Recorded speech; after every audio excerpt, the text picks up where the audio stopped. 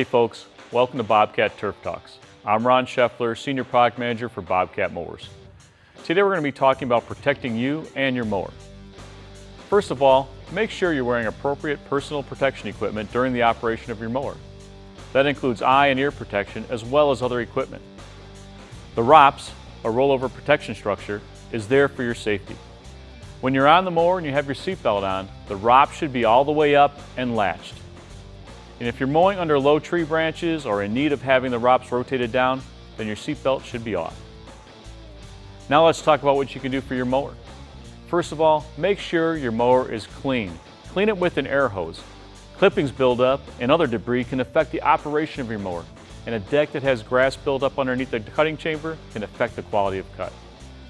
Check your owner's manual for your regular service intervals.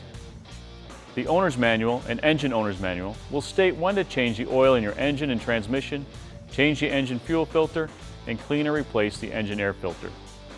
If you have any questions when it comes to the service of your mower, contact your local Bobcat dealer for assistance. For more information on Bobcat mowers, check out bobcat.com. Thanks for watching. See you next time.